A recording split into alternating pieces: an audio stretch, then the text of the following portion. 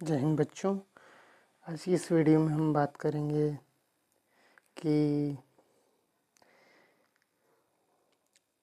Microsporogenesis and megasporogenesis के बारे में, जो कि आपसे दीर्घोत्तरी प्रश्न में पूछा जाएगा। तो बच्चों, जो माइक्रोस्पोरोजेनेसिस होती है और मेगास्पोरोजेनेसिस होती है, उससे पहले आपको कुछ आइडिया कोशिका विभाजन के बारे में कुछ जानकारी होनी ज़रूरी होती है। तो कुछ बेसिक चीज़ें आपको पता होनी चाहिए कोशिका विभाजन के बारे में, तब आपको गुरु बीजाणु जनन और लघु बीजाणु जनन के बारे को समझने में ज़्यादा परेशानी होगी नहीं। इसमें हम पहले बात करेंगे सबसे पहले कि समसूत्री विभाजन और अर्धसूत्री विभाजन क्या होता है। फिर हम बात करेंगे कि हैप्लॉइड अगुणित और डिप्लॉइड द्विगुणित कोशिकाएं क्या होती हैं। फिर हम बात करेंगे रिडक्शनल डिवीजन और इक्वेटोरियल डिवीजन किसे कहते हैं। ठीक है, इतना ख़त्म होने के बाद हम इंटर करेंगे कि माइक्रोस्पोरोजेनेसिस और मेगास्पोरोजेनेसिस। फिर हम बात करेंगे पॉलिनेशन के बारे में, और इसी के साथ हमारा आज का लेक्चर ख़त्म हो जाएगा। तो आज के लेक्चर में हम बात करेंगे सबसे पहले समसूत्री विभाजन क्या होता है। ठीक है, तो देखिए बच्चों, जो हमारा समसूत्री विभाजन होता है, इसे हिंदी में हम समसूत्री विभाजन और अंग्रेजी में माइटोसिस बोलते हैं। अगर माइटोसिस की बात करें हम बच्चों, तो यह डिवीज़न कराने का, यह कोशिका, इस प्रकार की कोशिका विभाजन कराने का हमारा यह तात्पर्य होता है, या हमारा यह उद्देश्य होता है कि बच्चों कोशिका में वृद्धि कराने के लिए उद्देश्य होता है ग्रोथ, मतलब वृद्धि कराने के लिए कोशिकाओं की, क्षतिग्रस्त कोशिकाओं की मरम्मत के लिए, मतलब डैमेज्ड सेल की रिपेयरिंग में, और ग्रोथ कराने के लिए, सेल ग्रोथ कराने के लिए ज़रूरत होती है। अब बच्चों, ये जो हमारा समसूत्री विभाजन होता है, यह सोमैटिक सेल्स में होता है, सोमैटिक कोशिकाओं या फिर शरीर की कोशिकाओं में होता है। बच्चों, यह जो मतलब माइटोसिस डिवीजन होता है बच्चों, इसके पश्चात हमें जो डॉटर सेल्स मिलती हैं, उनमें उतने क्रोमोसोम होंगे, कितने क्रोमोसोम होंगे अपने जनक कोशिकाओं के समान, मतलब जितने क्रोमोसोम पेरेंट में होंगे उतने क्रोमोसोम डॉटर सेल में होंगे। यदि आपका पेरेंट डिप्लॉयड होगा तो बनने वाली डॉटर सेल्स भी डिप्लॉयड ही होंगी। ठीक है, अगर एक बार हम माइटोसिस डिवीजन को कराते हैं तो हमें एक कोशिका से दो कोशिकाएं मिलती हैं जो कि जेनेटिकली आइडेंटिकल होती हैं, जेनेटिकली आइडेंटिकल डॉटर सेल होती हैं। ठीक है, तो बच्चों इसको हम ब्रीफ में सबसे पहले देख लेते हैं, शॉर्ट में। तो बच्चों, एक बार जब कोशिका विभाजन, मतलब समसूत्री कोशिका विभाजन होता है, तो हमें दो कोशिकाएं प्राप्त होती हैं। उन कोशिकाओं में गुणसूत्रों की संख्या अपनी जनक कोशिका के समान ही होगा, मतलब कि डिप्लॉयड, अगर डिप्लॉयड कोशिका रहेगी तो डिप्लॉयड ही जनक, मतलब संतति कोशिकाएं बनती हैं। और यह बनने वाली कोशिकाएं जेनेटिकली अपने पेरेंट के हिसाब, जेनेटिकली अपने पेरेंट के समान होती हैं, जेनेटिकली आइडेंटिकल होती हैं। ठीक है, वंशागति के हिसाब से अपने जनक के समान होती हैं। उनमें जो जीन्स होते हैं अपने जनक के समान होते हैं।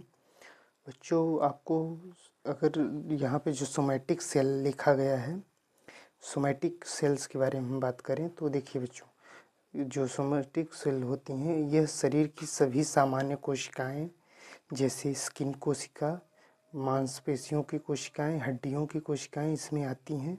सिर्फ गैमेट सेल्स, मतलब कि स्पर्म, ओवम, एग सेल, मतलब और मेगास्पोर और माइक्रोस्पोर को छोड़ के बाकी सभी कोशिकाएं सोमैटिक सेल में आती हैं। तो यह इम्पोर्टेंट लाइन है बच्चों कि सोमैटिक सेल में माइटोसिस या समसूत्री विभाजन होता है। ठीक है, अब बच्चों, ये आइडेंटिकल सेल क्या होती हैं। आइडेंटिकल सेल की हम बात करें, आपको बता दें कि जो आइडेंटिकल सेल होती हैं, ये वो कोशिकाएं होती हैं इनका ये मतलब होता है ऐसी कोशिकाएं जिनमें डीएनए और क्रोमोसोम मतलब डीएनए और क्रोमोसोम पूरी तरह से अपनी जनक कोशिकाओं के जैसा ही होता है या जनक कोशिकाओं के समान होता है या पेरेंट सेल्स के समान होता है। यदि एक माइटोसिस डिवीजन होगा तो उस माइटोसिस डिवीजन से हमें दो कोशिकाएं मिलती हैं, दोनों कोशिकाएं अपने पेरेंट सेल के समान ही होंगी। ठीक है, तो यह आपसे को ऐसे आपका होता है माइटोटिक डिवीजन और यह माइटोसिस डिवीजन और यह आपका पूरा होता है माइटोसिस डिवीजन। अब बच्चों वहाँ आपको पता है दो डिप्लॉयड सेल बनती हैं एक माइटोसिस डिवीजन से। तो अब ये डिप्लॉयड सेल होती क्या है हम इसको देखते हैं। तो बच्चों डिप्लॉयड इसे द्विगुणित कोशिका बोलते हैं। ठीक है, डिप्लॉयड सेल जिसे द्विगुणित कोशिका बोलते हैं। तो डिप्लॉयड सेल में जो बच्चों क्रोमोसोम होते हैं उनमें क्रोमोसोम की जोड़ी होती है, मतलब एक क्रोमोसोम मतलब दो क्रोमोसोम का एक पेयर होता है। ठीक है, मतलब कि क्रोमोसोम का दो सेट होता है। ठीक है,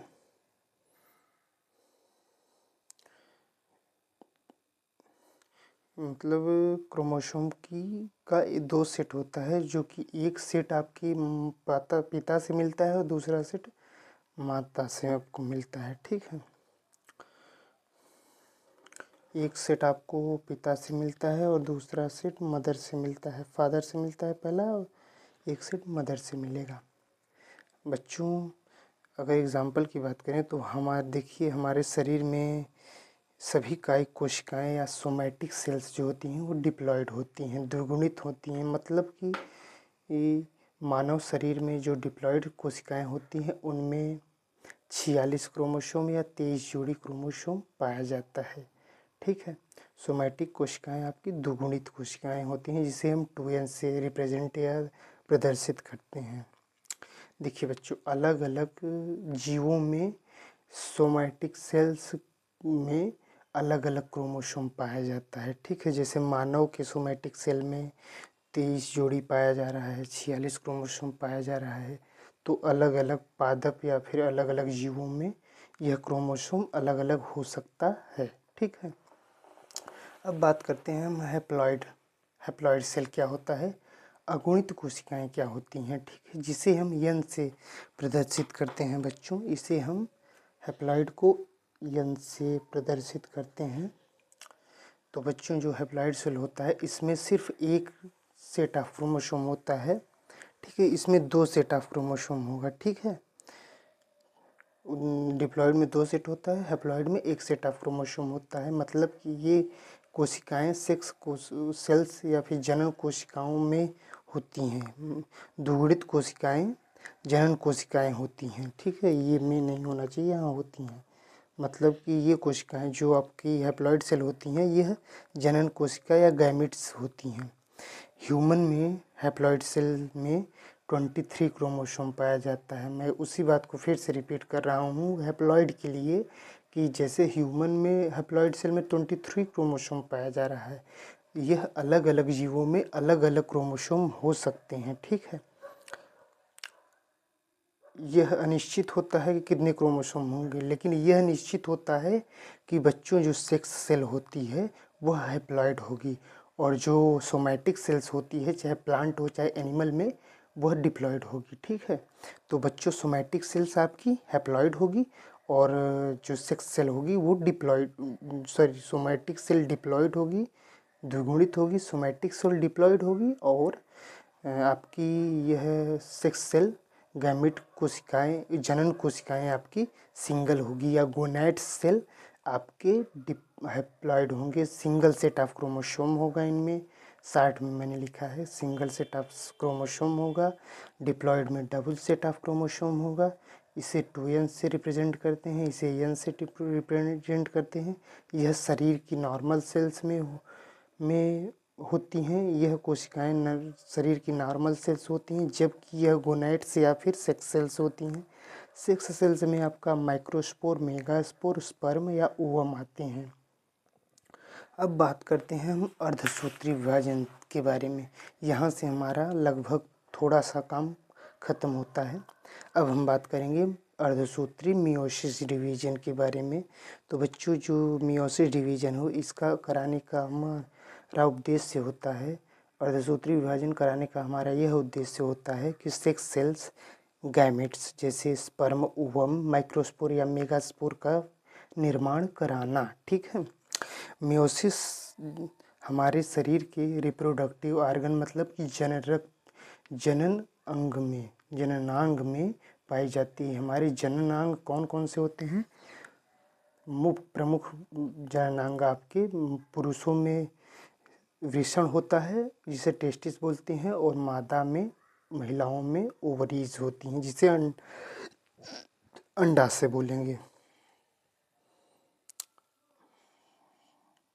अब बच्चों, एक मियोसिस डिवीजन के बाद बच्चों क्या होता है कि डॉटर सेल में बनने वाली डॉटर सेल में पेरेंट सेल के आधे क्रोमोसोम होंगे। देखिए, माइटोसिस में क्या होता था कि सेम वह उतने ही क्रोमोसोम हो जाते थे जितने फादर में थे, मतलब कि पेरेंट में थे। लेकिन मियोसिस में क्या हो रहा है, अर्धसूत्री में क्या हो रहा है कि डॉटर सेल में अपने पेरेंट सेल के आधे क्रोमोसोम होंगे या फिर हैप्लॉइड क्रोमोसोम होंगे, आधे क्रोमोसोम होंगे। तो यह मियोसिस डिवीजन जो होती है, अर्धसूत्री विभाजन होता है, यह 2 स्टेप में कंप्लीट होती है, जिसे हम मियोसिस फर्स्ट और मियोसिस सेकंड के नाम से जानते हैं। देखिए बच्चों, हम फिर से मैं इसको रिपीट करता हूँ कि जो अर्धसूत्री विभाजन होता है, अर्धसूत्री विभाजन के फलस्वरूप हमें जो कोशिकाएं प्राप्त होती हैं, उनमें क्रोमोसोम की गुणसूत्रों की संख्या आधी होती है, आधी हो जाएगी। जितना पेरेंट में क्रोमोसोम होगा उतनी उसका आधा डॉटर सेल्स में होगा। ठीक है। और समसूत्री में या फिर माइटोसिस में क्या होता था कि जितना डॉटर पेरेंट में होता था, सेम क्रोमोसोम आ जाता था पेरेंट से डॉटर सेल में। ठीक है। जितना पेरेंट में था उतना डॉटर में आ जाता था माइटोसिस में, मतलब कि समसूत्री में। और अर्धसूत्री में क्या हुआ कि यहाँ पे जितना पेरेंट में है उसका आधा क्रोमोसोम आ जाता है। ठीक है। देखिए बच्चों, यह स्टेप 2 स्टेप में यह मियोसिस जिसे हम अर्धसूत्री बोलते हैं, यह मियोसिस डिवीजन 2 स्टेप में कंप्लीट होती है बच्चों।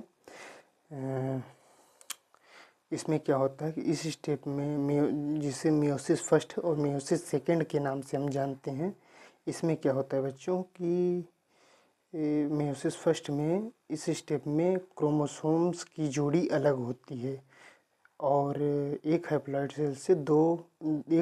सेल से 2 हैप्लॉइड सेल्स बनेंगे। इस स्टेप में क्रोमोसोम की जोड़ी अलग होती है, और एक डिप्लॉइड सेल से 2 हैप्लॉइड सेल्स का निर्माण होता है, और क्रोमोसोम की जोड़ी अलग होती है। ठीक है। और एक डिप्लॉइड सेल से 2 हैप्लॉइड सेल्स बनती हैं। और मियोसिस सेकेंड में क्या होता है कि इस स्टेप में बच्चों आपका इस स्टेप में हैप्लॉइड सेल से सिस्टर क्रोमैटिड अलग होते हैं, सिस्टर क्रोमैटिड से अलग होंगे, और 2 हैप्लॉइड सेल से क्या होता है बच्चों, 4 यूनिक हैप्लॉइड सेल्स का निर्माण होता है। ठीक है। मतलब कि स्टेप फर्स्ट में क्या हुआ कि नंबर ऑफ क्रोमोसोम आधा हो गए, और मियोसिस सेकंड में क्या हुआ, सिस्टर क्रोमैटिड अलग होकर के 4 सेल्स बन गई, नंबर ऑफ क्रोमोसोम आधा हो गए, और एक डिप्लॉइड सेल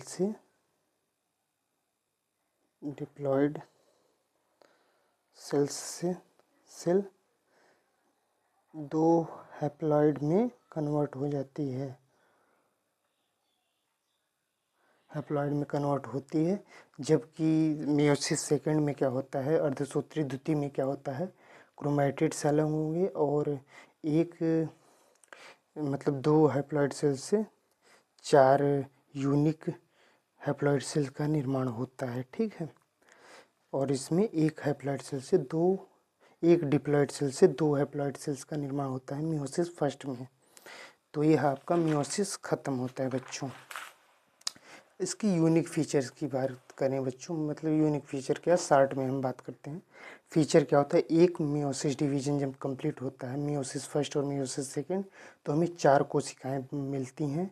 उन कोशिकाओं में नंबर ऑफ क्रोमोसोम हाफ होगा, ठीक है, हाफ ऑफ पेरेंट होगा, मतलब जनक के आधे क्रोमोसोम होंगे और वो हैप्लॉइड होगी, बनने वाली कोशिकाएं हैप्लॉइड होंगी। यह कोशिकाएं जेनेटिकली आइडेंटिकल नहीं होती, ठीक है, जेनेटिकली डिफरेंट होती हैं, ठीक है। अगर एक बार मियोसिस और एक बार माइटोसिस डिवीजन, एक बार समसूत्री माइटोसिस होता है और एक बार अर्धसूत्री मियोसिस होता है, तो हमें कितनी कोशिकाएं प्राप्त होंगी। हम अगर माने बच्चों की एक पेरेंट सेल से शुरू करें बच्चों, तो एक पेरेंट सेल में एक कोशिका में सबसे पहले तो माइटोसिस होगी, एक कोशिकाओं से 2 आइडेंटिकल सेल्स बनेंगी, फिर उसमें मियोसिस फर्स्ट और सेकंड होगा, तो इन दोनों कोशिकाओं, चूँकि एक मियोसिस से 4 कोशिकाएं मिलेंगी, तो 4 इंटू 2 कर देंगे तो 8 कोशिकाएं हमें प्राप्त हो जाएंगी, ठीक है। हर माइटोसिस डिवीजन, देखिए, हर एक कोशिका, हर एक कोशिका, हर एक सेल, हर एक कोशिका जो होती है बच्चों, वह 2 कोशिकाओं से 4 कोशिकाओं में बदल जाती है।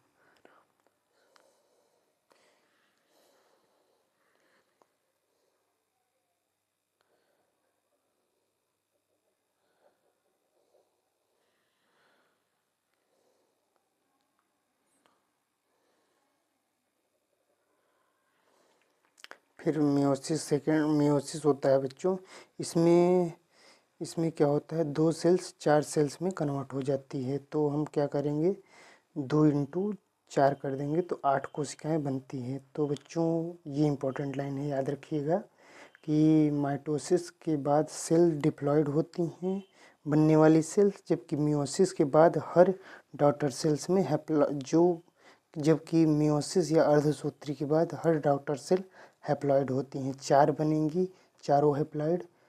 इसके माइटोसिस के बाद 2 बनेंगी, दोनों डिप्लॉइड, ठीक है। उम्मीद करते हैं आपको समझ में आया होगा। अब हम बात करेंगे आपसे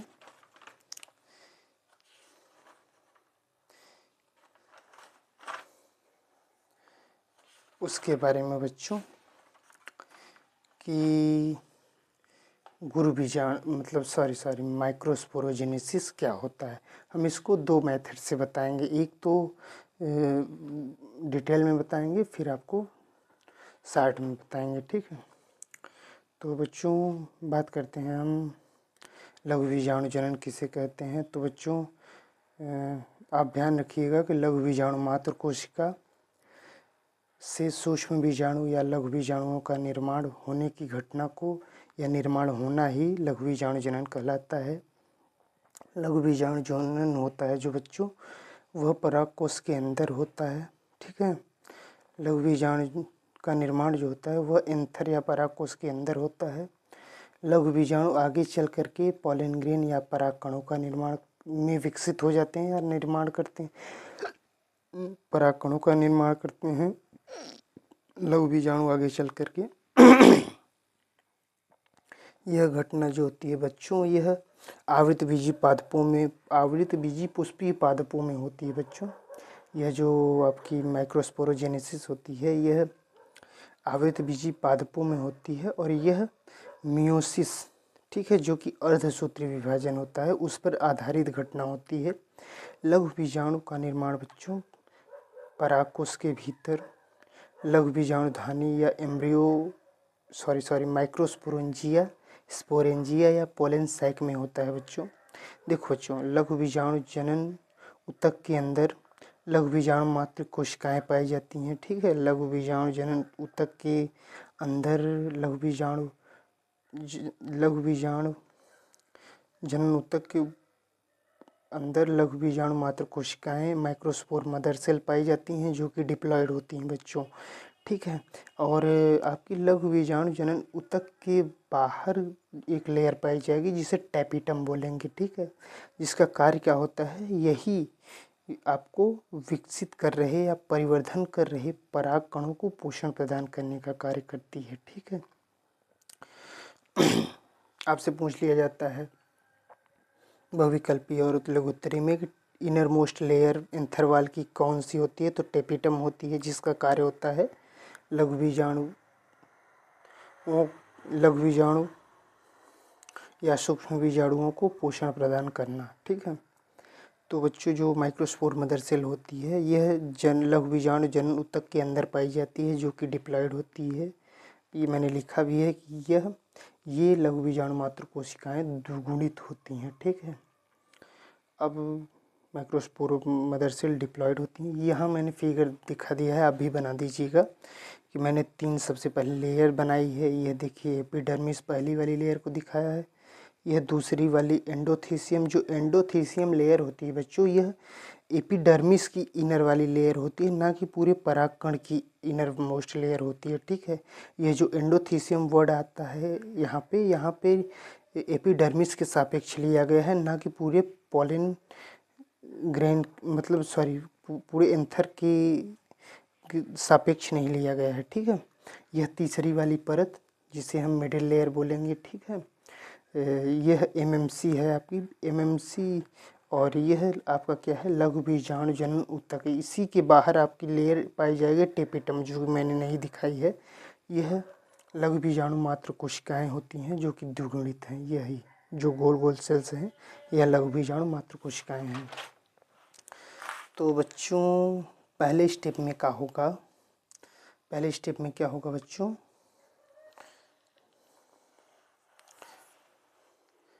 पहले स्टेप में बच्चों लघु बीजाणु मात्र कोशिकाओं का निर्माण होता है बच्चों, फर्स्ट स्टेप में आपके। तो हम लिखेंगे इसके अंदर कि परागकोश की आंतरिक परत से लघु बीजाणु जनन ऊतक या स्पोरोजेनियस टिश्यू से में कुछ कोशिकाएं, लघु बीजाणु जनन ऊतक में कुछ कोशिकाओं में बीजाणु जनन ऊतक की कुछ कोशिकाओं में लघु बीजाणु जनन ऊतक की कुछ कोशिकाओं में वृद्धि होती है, और ये माइक्रोस्पोर मदर सेल या फिर गुरु बीजाणु मतलब लघु बीजाणु मात्र कोशिकाओं का रूप में बदल जाती हैं। ठीक है। लघु बीजाणु जनन ऊतक की कोशिकाओं की कुछ कोशिकाओं में वृद्धि होती है, और ये माइक्रोस्पोर मदर सेल में कन्वर्ट हो जाती हैं। ठीक है। जो कि आपकी माइक्रोस्पोर मदर सेल लघु बीजाणु मात्र कोशिकाएं द्विगुणित होती हैं। अब इन माइक्रोस्पोर मदर सेल में होगा अर्धसूत्री विभाजन या फिर मियोसिस। ठीक है। मियोसिस, माइक्रोस्पोर मदर सेल में मियोसिस होती है, जो कि 2 चरणों में संपन्न होती है बच्चों। मियोसिस फर्स्ट, इसमें समजात गुणसूत्र अलग होते हैं, मतलब कि कोशिका विभाजन के बाद दो दुगुणित कोशिकाएं बन जाती हैं। ठीक है। मियोसिस फर्स्ट के बाद 2 दुगुणित कोशिकाएं बनेंगी। फिर आपका मियोसिस सेकेंड होगा। इसमें क्या होगी कि ये दोनों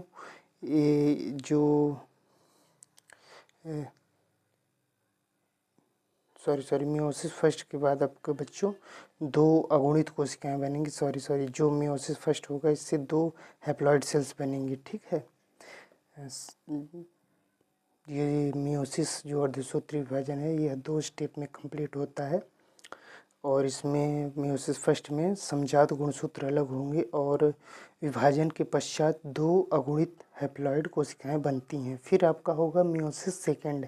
ये मियोसिस सेकेंड क्या होता है बच्चों, ये दोनों मियोसिस सेकेंड में ये दोनों जो हैप्लॉइड सेल्स होते हैं इनमें पुनः विभाजन होगा, और तथा ये जो अगुणित कोशिकाएं हैं यह 4 हैप्लॉइड कोशिकाओं में बदल जाती हैं। इन चारों कोशिकाओं के समूह को लघु बीजाणु चतुष्टक या माइक्रोस्पोर टेट्राड बोलेंगे।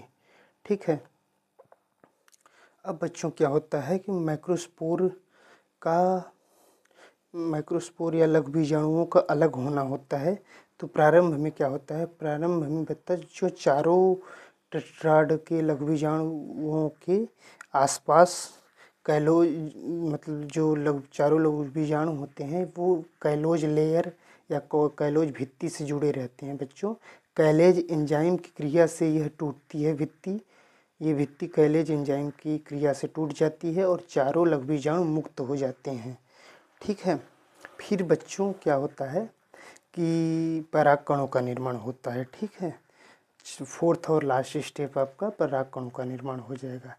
अब बच्चों प्रत्येक लघु बीजाणु आगे चलकर या बढ़ करके परागकणों में बदल जाते हैं।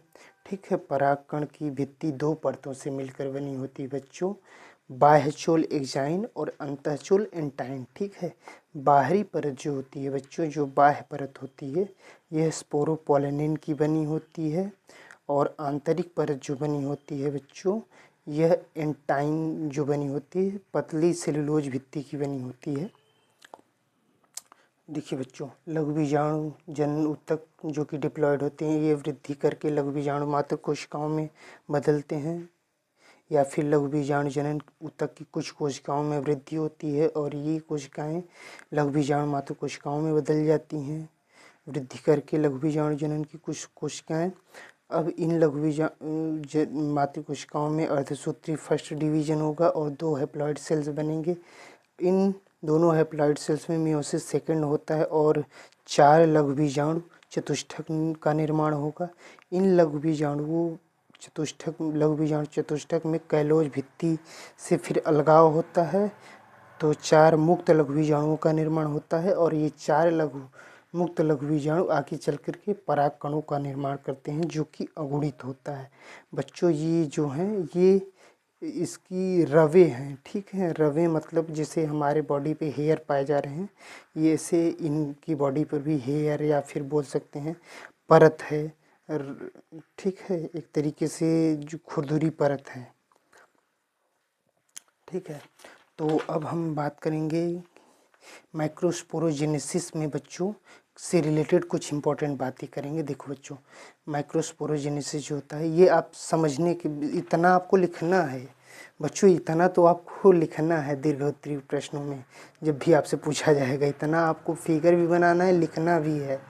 ठीक है, और दूसरी बात ये आपको समझाने के लिए मैं बता रहा हूँ, जो भी अब आगे बताऊँगा मैं बताऊँगा कहाँ तक आपको समझाने के लिए बता रहा हूँ। देखिए बच्चों, जो माइक्रोस्पोरोजेनेसिस होती है लघु बीजाणु जनन वह मियोसिस या अर्धसूत्री विभाजन पर आधारित घटना होती है। मियोसिस में 4 कोशिकाएं बनती हैं, एक 4 कोशिकाएं बनती हैं जो कि एक साथ नहीं बनती।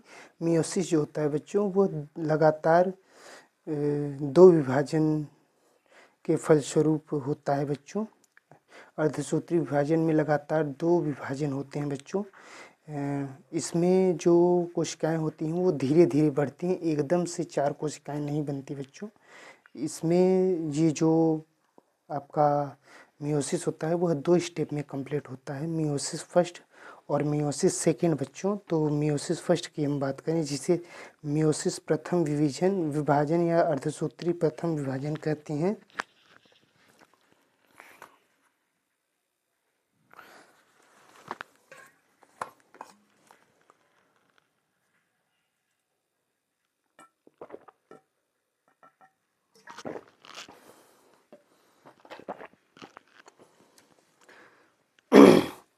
मियोसिस प्रथम विभाजन कहते हैं बच्चों जिसे, उसकी बात करें तो यह एक रिडक्शनल डिवीज़न है बच्चों। ये जो रिडक्शनल डिवीज़न है हम इसको, ये क्या होता है इसको हम आगे आपको ज़रूर बताएंगे कि रिडक्शनल डिवीज़न और इक्वेटोरियल डिवीज़न क्या होता है।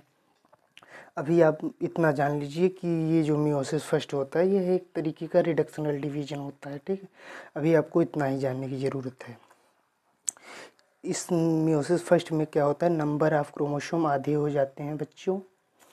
मियोसिस फर्स्ट मतलब इसमें क्या होता है कि एक माइक्रोस्पोर मदर सेल या एक मदर सेल से 2 डॉटर सेल्स मिलती हैं।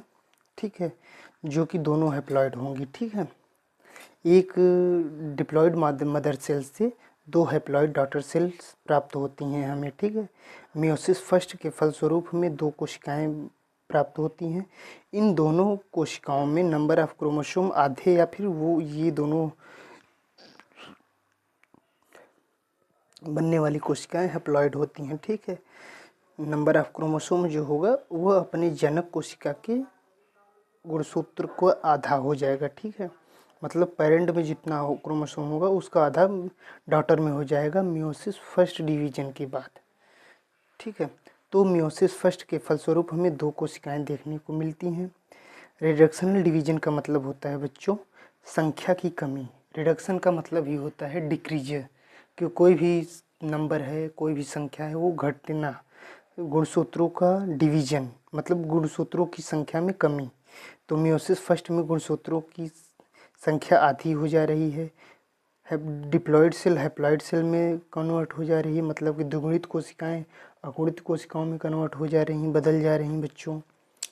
एग्जाम्पल के लिए माना कि एक मदर सेल में 26 क्रोमोसोम जो कि डिप्लॉइड हैं, मदर आपकी इन मदर जो हैं वो डिप्लॉइड मदर सेल हैं, इनमें 26 क्रोमोसोम पाए जा रहे हैं। तो मियोसिस फर्स्ट के बाद बच्चों हर सेल्स में एन मतलब कि हैप्लॉइड होंगी कोशिकाएं और उनमें क्रोमोसोम 23 पाए जाएंगे, आधे क्रोमोसोम पाए जाएंगे। अतः इसे हम रिडक्शनल डिवीजन कहते हैं, क्योंकि नंबर ऑफ क्रोमोसोम घट रहे हैं। कहाँ डिप्लॉइड थी मदर, मियोसिस फर्स्ट हुआ तो नंबर ऑफ क्रोमोसोम हैप्लॉइड हो गए, 2 कोशिकाएं मिली हमें। तो नंबर ऑफ क्रोमोसोम घटने के कारण इसे हम रिडक्शनल डिवीजन कहते हैं, ठीक है। अभी हम इसको डिटेल में आपको बताएंगे कि रिडक्शनल और इक्वेटोरियल डिवीजन होता क्या है, ठीक है। अब बात करते हैं हम बच्चों की मियोसिस सेकेंड, और मियोसिस सेकेंड बोलिए या फिर माइटोटिक डिवीजन सेकेंड बोलिए इसे, ठीक है बच्चों। तो देखिए, या मियोसिस बोलिए इसे या माइटोटिक बोलिए, ये इंग्लिश वालों के लिए टर्म यूज करते हैं। चाहे माइटोसिस बोलिए चाहे माइटोटिक बोलिए, ठीक है। समसूत्र दोनों का मतलब अर्धसूत्रीय विभाजन होता है। चाहे माइटोटिक एक टर्म यूज किया जाता है, एक माइटोसिस यूज किया जाता है। ये मियोसिस है और ये माइटोटिक है।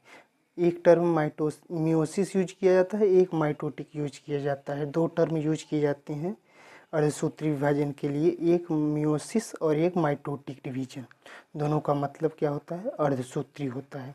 तो बच्चों जो यह होता है, ये माइटोटिस या मियोसिस सेकेंड जो होता है यह माइटोसिस जैसा होता है। माइटोसिस जैसा मतलब समसूत्री विभाजन जैसा होता है। मतलब इस प्रोसेस में क्या होता है, नंबर ऑफ क्रोमोसोम नहीं बदलती। 2 कोशिकाओं से हमें 4 हैप्लॉइड कोशिकाएं प्राप्त होती हैं या बनती हैं। कुल 4 हैप्लॉइड सेल्स बनती हैं इस डिवीजन के फलस्वरूप। और ये सेल्स मेगास्पोर मतलब ये सेल्स क्या होती हैं बच्चों, माइक्रोस्पोर टेट्राड का निर्माण करते हैं, लघु बीजाणु चतुष्टक का निर्माण करती हैं। तो बच्चों जो मियोसिस फर्स्ट के फलस्वरूप हमें 2 कोशिकाएं डिप्लॉइड सेल्स प्राप्त होती हैं, नहीं 2 हैप्लॉइड सेल्स मिलेंगे मियोसिस फर्स्ट के बाद, या फिर माइटोटिक डिवीजन फर्स्ट के बाद 2 हैप्लॉइड सेल मिलेंगी, और मियोसिस सेकेंड के बाद या फिर माइटोटिक सेकेंड के बाद हमें 4 हैप्लॉइड सेल्स मिलेंगी, ठीक है। तो एक कोशिका एक डिप्लॉइड सेल से हमें क्या हुआ कि 2 कोशिकाएं मियोसिस फर्स्ट के बाद बनी और 2 मियोसिस सेकेंड के बाद 4 हैप्लॉइड कोशिकाएं हमें मिल गई हैं, ठीक है। अगर हम माइक्रोस्पोरोजेनेसिस से इसको जोड़ के आपको समझाएं बच्चों, तो क्या होता है कि माइक्रोस्पोर मदर सेल जो कि डिप्लॉइड होती है उनमें हुआ मियोसिस फर्स्ट, समसूत्री अर्धसूत्री फर्स्ट डिवीजन, जिससे हमें 2 हैप्लॉइड सेल मिली। अब क्या होता है, अब इन हैप्लॉइड सेल में मियोसिस सेकेंड हुई और ये दोनों हैप्लॉइड सेल्स आपकी 4 माइक्रोस्पोर मदर सेल में, माइक्रोस्पोर में या लघु बीजाणुओं में बदल गई। तो पूरी मियोसिस या माइटोसिस को पूरा होने में पर हमें 4 कोशिकाएं मिलती हैं। पूरी माइटोसिस डिवीजन पूरी मियोसिस डिवीजन या माइटोसिस डिवीजन को पूरा होने में हमें यहाँ माइटोसिस नहीं होना चाहिए बच्चों, माइटोटिक होना चाहिए। मियोसिस या माइटोटिक होना चाहिए। आप लोग सिर्फ यही याद रखिए, ये मैंने इंग्लिश के लिए बोल दिया है, जो बच्चे इंग्लिश जिन्हें पसंद होती होगी उनके लिए मैंने बोल दिया है टर्म। चाहे आप माइटोटिक बोलिए चाहे मियोसिस बोलिए, दोनों एक बात होती हैं। तो बच्चों ये दोनों टर्म मैं आपको अगले वीडियो में, ये जो दोनों माइटोटिक माइटोसिस होता है, माइटोटिक माइटोसिस होता है, और ये चारों टर्म को मैं क्लियर कर दूंगा, आप मत परेशान होइए, ठीक है। अभी तो आप ये याद रखिए कि अर्धसूत्री विभाजन की बात चल रही है हमारे पास, ठीक है। चाहे आप मियोसिस बोलिए चाहे माइटोटिक बोलिए, दोनों एक ही बातें होती हैं, ठीक है। ये कन्फ्यूजन मैं आपको क्लियर कर दूंगा। तो पूरी माइटोटिक या मियोसिस डिवीजन को पूरा होने में हमें कितने कोशिकाएं प्राप्त होती हैं? 4 कोशिकाएं। मियोसिस सेकेंड जो होता है यह माइटोसिस जैसा होता है या समसूत्री जैसा होता है। इसका क्या तात्पर्य होता है बच्चों?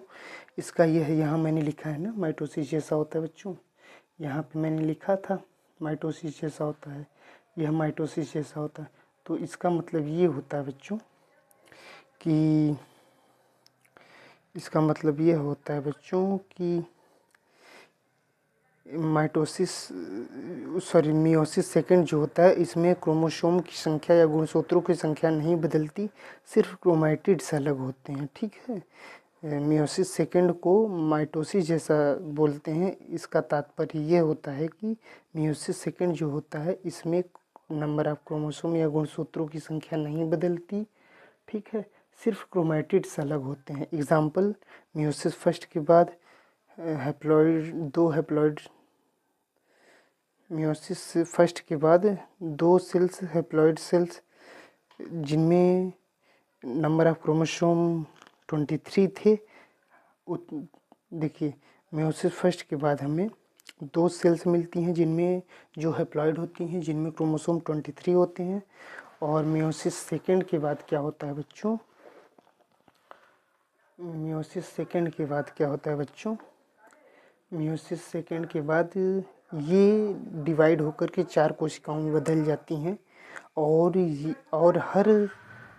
हर सेल जो होती है वो उसमें नंबर ऑफ क्रोमोसोम आधा होता है, ठीक है। मियोसिस सेकेंड के बाद जो ये 2 कोशिकाएं जो होती हैं वो 4 कोशिकाओं में बदल जाती हैं, और दोनों में क्रोमोसोम की संख्या या गुणसूत्रों की संख्या आधी होती है, ठीक है। आधी होती है मतलब कि गुणसूत्रों की संख्या 23 होगी, ठीक है। अब बच्चों इसीलिए हम मियोसिस सेकेंड को माइटोसिस जैसा बोलते हैं, अर्धसूत्री द्वितीय विभाजन को समसूत्री जैसा बोलते हैं, ठीक है, जैसा होता है या बोलते हैं। लेकिन यह हैप्लॉइड सेल में होता है, इस बात को ध्यान रखिएगा कि मियोसिस सेकेंड जो होता है वो हैप्लॉइड सेल में होता है, ठीक है। बहुत इंपॉर्टेंट लाइन है। अब बच्चों यहाँ तक तो मैंने आपको कॉन्सेप्ट को अच्छी तरीके से समझाने के लिए समझाया। ये आपसे पूछा जा सकता है, सिर्फ मैंने इतना डिटेल में लिख दिया है, आपसे पूछा जा सकता है कि माइक्रोस्पोरोजेनेसिस में कितने अर्धसूत्री विभाजन हुए। मैं लास्ट में बोलूँगा, आप सिर्फ एक लाइन में अपने नोट डाउन कर लीजिएगा कॉपी में। इतना बहुत ज़्यादा डिटेल में समझाने के लिए आपको बता रहा हूँ, लिखने की ज़रूरत नहीं है आपको। आप चाहें तो नोट डाउन कर सकते हैं, ठीक है। ये आप पर निर्भर करता है कि आप इसको लिखना चाहते हैं कि नहीं, ठीक है। अब बात करते हैं हम कि माइक्रोस्पोरोजेनेसिस की पूरी प्रक्रिया में कितने अर्धसूत्री विभाजन या माइटोसिस डिवीजन माइटोटिक डिवीजन या फिर मियोसिस डिवीजन हुए। माइटोटिक बोलिए या मियोसिस बोलिए, अर्धसूत्री ही दोनों का मतलब होता है। माइटोटिक बोलिए या मियोसिस बोलिए, दोनों का मतलब अर्धसूत्री होता है। तो बच्चों, एक माइक्रोस्पोरोजेनेसिस को पूरी होने में 2 अर्धसूत्री विभाजन की आवश्यकता पड़ती है बच्चों। वह कैसे पड़ती है आपको मैं बताता हूँ। बच्चों देखो, मियोसिस फर्स्ट, जिसे मियोसिस प्रथम डिवीजन कहते हैं, इसमें क्या होता है कि एक समसूत्री विभाजन की भी ज़रूरत होती है। वो कब होती है बच्चों? जब आपका एक तो दो अर्धसूत्री और एक समसूत्री विभाजन की ज़रूरत होती है, उसको बताता हूँ मैं आगे। एक शॉर्ट में, बहुत ज़्यादा शॉर्ट में मैंने एक्सप्लेन किया हुआ है, आप उसमें उसको मैं बताऊँगा कि कैसे ये जो जनरेटिव सेल होती है वो समसूत्री विभाजन द्वारा डिवाइड होकर दो नर युग्मकों का निर्माण करती है। ये तब होता है जब पॉलन ग्रेन आपका स्टिग्मा पर पहुंच जाता है तब, ठीक है, या फिर ये प्रोसेस थोड़ा लेट होती है, ठीक है। तो बच्चों क्या होता है, मियोसिस फर्स्ट डिवीजन, जिसे कि पहला अर्धसूत्री विभाजन कहते हैं, यह है माइक्रोस्पोर मदर सेल। एक माइक्रोस्पोर मदर सेल जो कि डिप्लॉयड होती है, उसके विभाजन के फलस्वरूप दो हैप्लॉयड कोशिकाएं या अगुणित कोशिकाएं प्राप्त होती हैं। अब इनमें हुआ मियोसिस सेकेंड, दूसरा अर्धसूत्री विभाजन। इस प्रोसेस में क्या होता है कि दो हैप्लॉयड कोशिकाओं से चार हैप्लॉयड कोशिका या माइक्रोस्पोर टेट्राड का फॉर्मेशन हुआ, निर्माण हुआ, अर्थात माइक्रोस्पोरोजेनेसिस में दो अर्धसूत्री विभाजन मियोसिस फर्स्ट और मियोसिस सेकेंड होता है, जिसके फलस्वरूप एक द्विगुणित कोशिका या माइक्रोस्पोर मदर सेल एमएमसी चार हैप्लॉयड माइक्रोस्पोर टेट्राड में कन्वर्ट हो जाती है या बदल जाती है। ये बातें इतना है, बस आपको इतने लिखने की ज़रूरत है। माइक्रोस्पोरोजेनेसिस में दो अर्धसूत्री विभाजन की ज़रूरत होती है।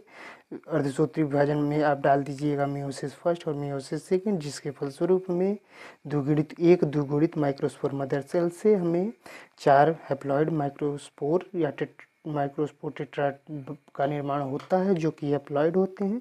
बस इतने ही लिखने की ज़रूरत है, ये इतना लिखने की ज़रूरत नहीं है आपको, ठीक है। ये मैंने शॉर्ट में लिख दिया है आपको। आप शॉर्ट में मैं समझाने के लिए भी लिखा है कि एक अर्धसूत्री विभाजन से कितनी कोशिकाएं बनती हैं। तो बच्चों, एक जो अर्धसूत्री विभाजन होता है उससे चार कोशिकाएं बनती हैं। कैसे? तो बच्चों, ये जो होता है वो दो प्रोसेस में कंप्लीट होता है, दो बार में कंप्लीट होता है। पूरा मियोसिस डिवीजन को कंप्लीट होने में या माइटोटिक डिवीजन को कंप्लीट होने में दो स्टेप की मैकेनिज्म होती है। मियोसिस फर्स्ट के बाद हमें दो कोशिकाएं प्राप्त होती हैं, उनमें नंबर ऑफ क्रोमोसोम आधे होते हैं, और मियोसिस सेकेंड के बाद हमें चार कोशिकाएं प्राप्त होती हैं। टोटल बनने वाली कोशिकाएं चार होती हैं, जिनमें नंबर ऑफ क्रोमोसोम आधा होगा। तो पूरे मियोसिस या माइटोटिक डिवीजन मियोसिस फर्स्ट और मियोसिस सेकेंड के बाद में हमें एक कोशिकाओं से चार कोशिकाएं मिलती हैं, जो कि हैप्लॉयड होती हैं, ठीक है।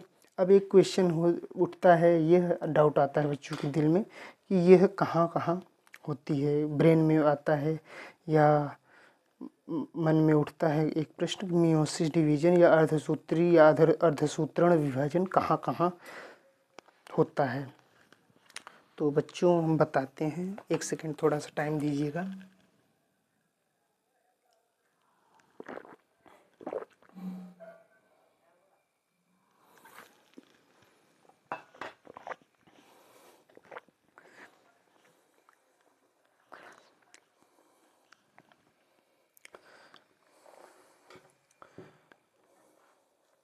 बच्चों, यह जो आपका अर्धसूत्री या माइटोटिक या मियोसिस डिवीजन होता है बच्चों, यह माइक्रोस्पोरोजेनेसिस में होती है, ठीक है।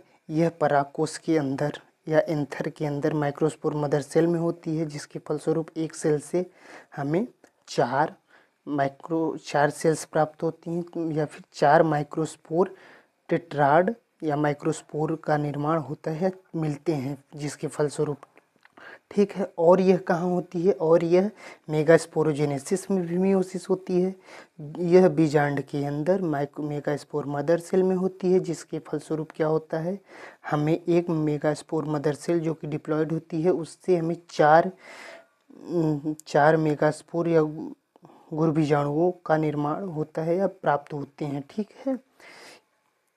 चार हमें प्राप्त हो जाएंगे मेगास्पोरोजेनेसिस में और सेम माइक्रोस्पोरोजेनेसिस में। तो मियोसिस की रिक्वायरमेंट दोनों प्रोसेस में हुई है, ठीक है, ठीक है। इस बात को आप ध्यान रखिएगा कि आम तौर पर क्या होता है, जनरली या सामान्यतः क्या होता है, तीन मेगास्पोर या गुरबीजाणु जो होते हैं बनने वाले, वो नष्ट हो जाते हैं, केवल एक ही गुरबीजाणु क्रियात्मक रहता है। आई होप आपको समझ में आया होगा। अब हम बात करेंगे आपसे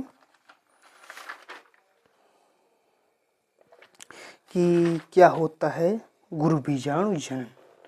अब हमारी बात आती है गुरु बीजाणु जनन में के बारे में।